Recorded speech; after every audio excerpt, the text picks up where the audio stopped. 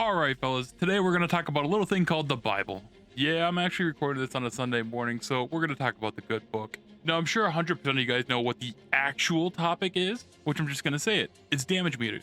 And there might be somebody out there like, hey, oh wait, why? Well, you can't just say that. That's our code. Brother, that is as inconspicuous as saying something in Minecraft. Like, people are just dropping it in the official Discord. So if you don't think that Rocks and Shield Maiden know what the Bible is and their DPS meters, oof.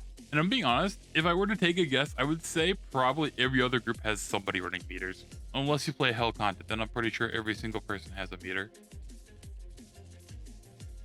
But before we go any further, we gotta have the talk. I do not use damage meters, or do I condone using them. Additionally, I have no idea where to get them, and I don't want to know. I don't want that kind of information to be shared in the comments, so keep that out. The truth is, DPS meters are a bannable offense in KR. Now, when it comes to us, the global server, there is no official statement that I've seen of them addressing if it's proper to use them or not bannable. But if you're here watching me in my content, you're probably like me in a similar boat where you spent too much time or money to risk your account. It's not worth it. In NA and in global, we haven't really had an official word on if they're bannable or not. There has been one story that I've heard recently floating around. It's been through Coddy's stream and I don't have any proof of it, so this is a alleged story. So the story goes is they were running Triangle and person A was shit talking person B for doing low damage, blaming them for their wipes and their bad performance in Triangle. Then we have person C. Person C comes out to defend person B, saying, hey, person A, you're doing damage, you're ZTPS, I got meters. So as you would guess, person A probably reported the hell out of that person, and that person was banned. Now again, this is a alleged story. I do not have proof of this. I don't have anything like that. If you have proof of you getting banned or anyone getting banned or anything like that, that is what I want in the comments. I actually want proof of this stuff because everything is just alleged. All right, so since I have zero knowledge on how these meters work in Lost Ark, I'm actually going to be talking all this kind of stuff, these topics, these subjects, these ideas. I'm going to be bringing these up from my experiences in World of Warcraft. And while these kind of things like DPS meters, they started off as something optional, but then like 20 other add-ons, basically, they became mandatory to play the game. So these sparked the reason why I decided to make this kind of video. Well, my recent video I had talking about floors and ceilings, and tier list kind of a little bit in there, it made me think about a counter argument that a lot of people have when it comes to opinions on classes and stuff in Lost Ark. It's really just, hey, who the hell are you to decide or think about this kind of stuff? You don't play every class, you don't participate everything with every class. Your knowledge is very limited in Lost Ark. It's basically just your personal experience, and then it might be what you see off the stream or something like that. I think that's a perfectly fine counter argument. For me, I don't make tier lists because I don't feel like I'm qualified in every area, every class of the game to really be talking about that kind of stuff. That's why I talk generally about kind of what I enjoy more rather than their performance. So DPS obviously is something that cannot lie to you. It's numbers. Numbers don't lie. It's just what it is. So in the world, in the timeline, without damage meters, we have two ways to really judge our own effectiveness in Lost Ark. The first one is the MVP screen. You can see, percentage numbers of whoever is the actual MVP, and then kind of roughly what everybody else is doing, because, fighter, upright fighter, and all that stuff, they all have their own ranges. And that's it. That's your only true, in-raid combat assessment that you can do for yourself. And then the other metrics, the other kind of way you can gauge your damage, your output, and stuff like that is going to be through Trixion. Now, so since that is going to be on generally a target dummy, you're only going to really be seeing the ceiling of your damage and what you can potentially do. And even if you were to test it and set it up to not be a dummy and it just moves around or attacks, all that kind of stuff, you're still not doing it against relevant fights. So you don't know how realistic your damage and output's going to be in a current modern day raid. I consider those gaps to be some of the main reasons why people want to have DPS meters. So let's start off with some of the good things. I think that DPS and the data that it brings to the game can expedite your understanding of the game, the class, and all that stuff a lot better. In WoW, there was a damage breakdown of all your skills and all that kind of stuff, a ton of different details. When it comes to crafting a build like that, you know what your highest damage builds are, so you know kind of what to prioritize, what you may be able to potentially swap out and just kind of try out different builds, because you're gonna have data to back this up, as opposed to make this build, put it all together, do a 2-minute parks and Trixion, and just hope it works out later on. And in actual proof that we use this kind of stuff for this information to understand our class and stuff like that, you can look at a lot of our community guides. We have damage breakdowns of how much percentage of your damage a skill is doing.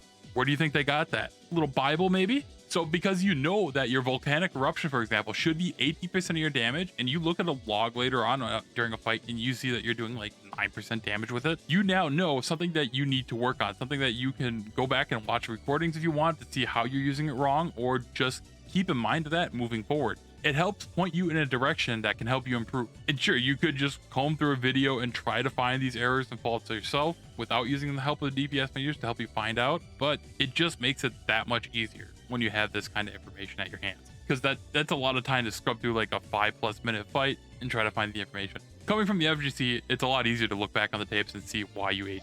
Because chances are, the thing you need to work on is why you got hit. But the main point I'm getting at is DPS meters can help you understand your class, everything better, and it can help you improve and become a better player. Because when you're in the zone doing the fight, you're not going to be thinking about these things as much. You don't really want to dilute your mental stack to the point where you're worrying about your skills and stuff. You want to do the fight. Now, when it comes to your performance versus others, look no further than Warcraft logs. Raiders from all over the world upload their logs or information to their parses on there, and then it's all compiled there where you can just actually see real world results. You can look at it by the fight, and you can see just how effective certain classes are on there, and you can actually see a real understanding of how well classes are performing across the board. And if you find a player that you really like, that you see them doing really good and you want to be more like them, you can look up their details, their combat log details. You can see exactly everything they do. You can see their damage breakdown, you can see their uptimes and all that kind of stuff. It can help you assess yours versus theirs, and then you can see from there where you need to improve, what you have to improve.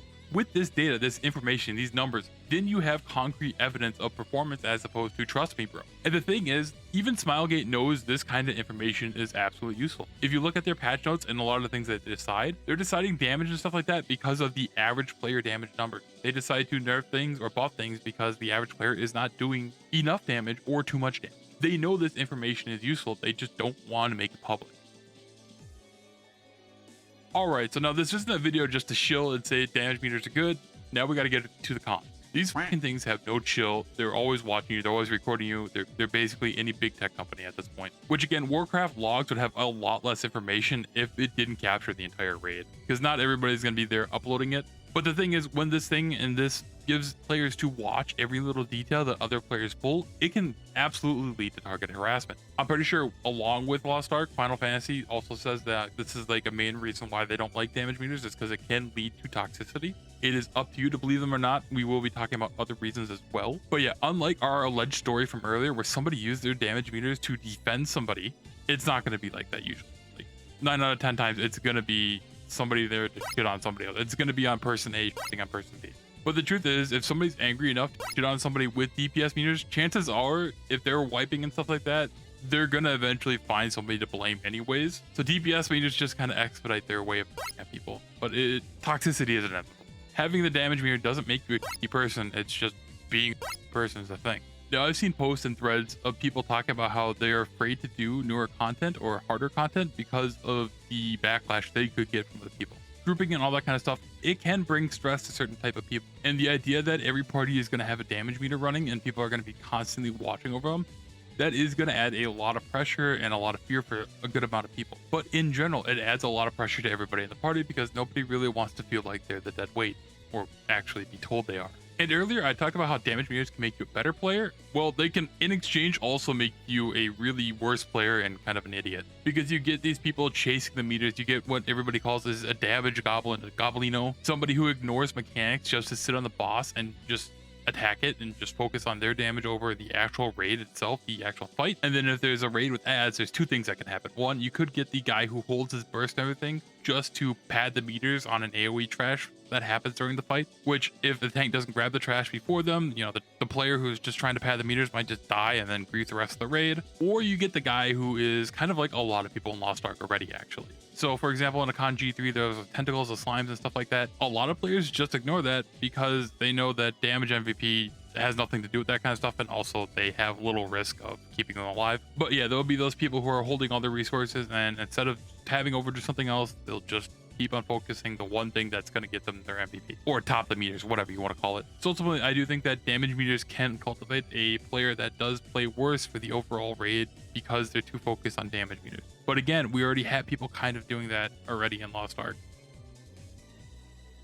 So again, I don't use damage meters. My personal reasoning is just because I don't want to deal with the chance of risking my account, and also I don't like the idea of ad odds to begin with. Without it, I do have to make mental notes during fights and just kind of understand how I can improve and try to find my own ways to improve. I do realize that I could be a better player faster with the help of damage meters to really see where I'm falling off. At the end of the day, I don't think damage meters are inherently good or bad. They're a tool, just like anything else in this world. It's how you use them. There are people who are good people who use them, and there are going to be bad people that use them. Personally, since Silegate claims to have this kind of information, they have the damage averages of players and all that stuff, I wish they would just make that public, just take off the names, scrub off anything that would identify people, and just let people actually see every time they do balances and reworks where classes are standing in current content. Having that information, having that transparency would really help players understand where it's going from, and we can see how balanced classes actually are, which comes to a big concern from a lot of people. A lot of people do think that the reason why they don't condone this kind of stuff is because it exposes their bad balancing, which could be absolutely true. But that's the thing, parsing and logs and having all this kind of information, there's no wondering. We know how a class is performing, and I think it's just beneficial to have these numbers, to have the data,